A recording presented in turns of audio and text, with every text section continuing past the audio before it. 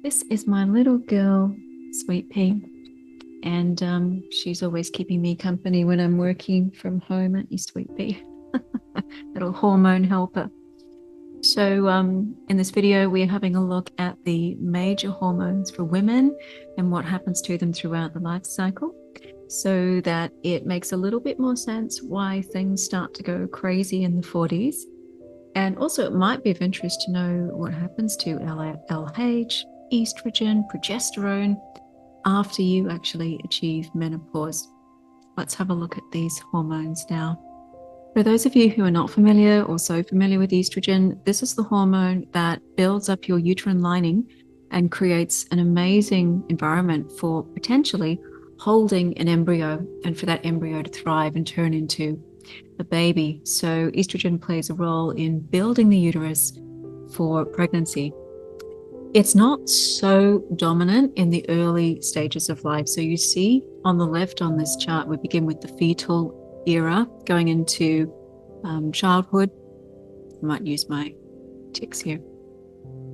And then into puberty.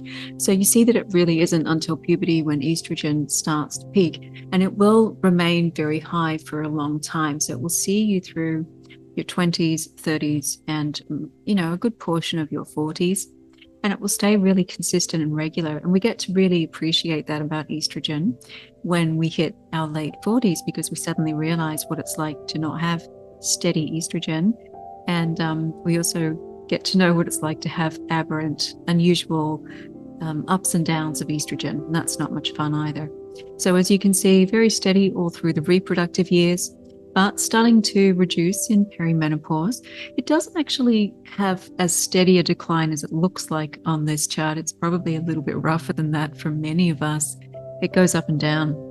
What you'll see here is that for a period of your life up until perimenopause in the late 30s, mid 40s, that your periods were fairly regular, that your bleeds were mostly manageable, that you didn't have too many problems with appetite, weight control. Maybe your hair didn't really start falling out until now. So when you start to see those signs, that's usually an indication that something's happening with estrogen. By the time you get to menopause, estrogen will have fallen. It will definitely get to its lower points later on. But around menopause, it has what's called a last hurrah, which is basically your estrogen trying to really drive that process of making a baby one last time. So it might, tend to go up and down, up and down. And you see that in unusual, frustrating symptoms, anxieties is in there, insomnia is in there, abdominal weight gain, cortisol belly there tied in with that as well. And this is all happening in the late 40s, at least mid to late 40s, through to the early 50s. When you reach postmenopause, gradually declining. So estrogen at this point is really on its lowest, and it's not really going to jump back from here. In terms of supporting your estrogen levels, and keeping them healthy, often we would say, eat your meats if you're not a vegetarian, or at least get adequate protein. And if you are vegetarian, then lots of foods that have naturally good fatty acids for you, avocados, nuts and seeds, those sorts of things are very good as well. Estrogen can sometimes help our bodies to deal with stress. So if you're able to reduce your stress naturally, breath work, regular exercise, good sleep hygiene, those things will also assist with your estrogen. But, the picture's a lot more nuanced. So if you do happen to be suffering from any conditions, get in touch. I can work with you on these sorts of things. Let's move along. Let's have a look next at, which one are we moving to here? Progesterone. Okay. So progesterone actually is already kicking in by the time you're in the uterus, and then you go through being born, you go through puberty, and you see that it has a very gentle and gradual increase.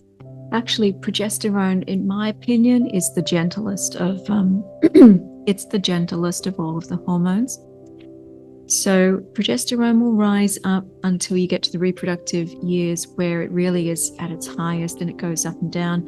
What it's trying to do is work with the other hormones such as LH, estrogen, particularly to create really healthy environment for fertilization of an egg in the womb, but also progesterone plays a role in just generally allowing your body to relax, have a menstrual bleed, contain the bleed so it doesn't get too strong or heavy.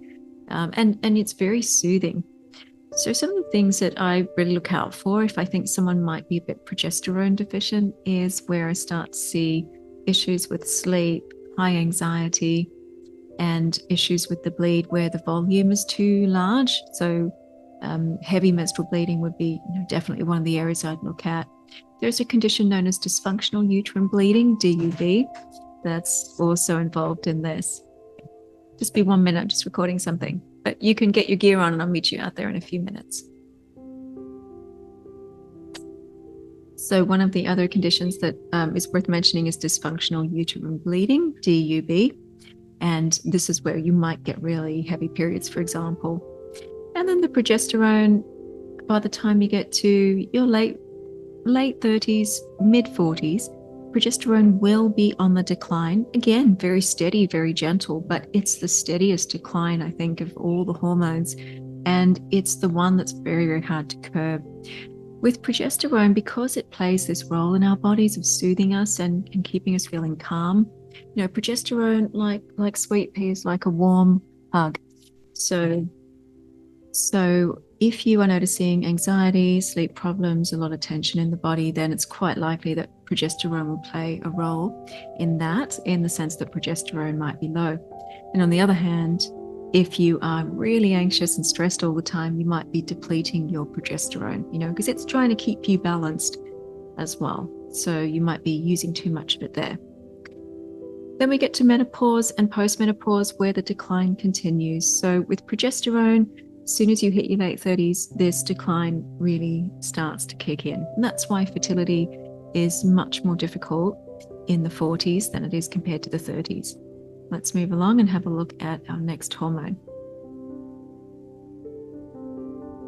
This is LH, which is luteinizing hormone. So what happens with LH is it kicks in a little bit when you're in the womb, when you're in your childhood and moving through puberty. It might have little jumps at that stage, but it really doesn't get started, if you like, get to business until the reproductive years. So you start to see this going up and down, right? This is the nature of LH. It's a pulsatile hormone, so it comes out in little pulses, and it's actually designed to help facilitate the release of a really healthy, mature egg that potentially could be fertilized. So LH is trying to get that egg to be pushed out by the ovaries into the fallopian tubes, where potentially it could be fertilized. And it continues to work this way throughout the 30s, early 40s, and then it gets to somewhere in the 40s in perimenopause, where it becomes quite erratic. And you can see that erratic nature here.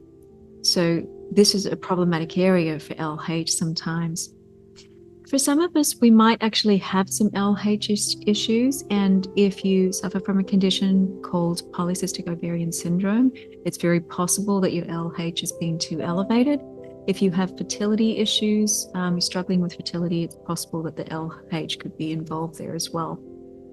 You'll notice also that by the time you get to menopause, that the LH is starting to decline, much like the other hormones. So we see that drop there as well, and we see it to continue to drop further in postmenopause.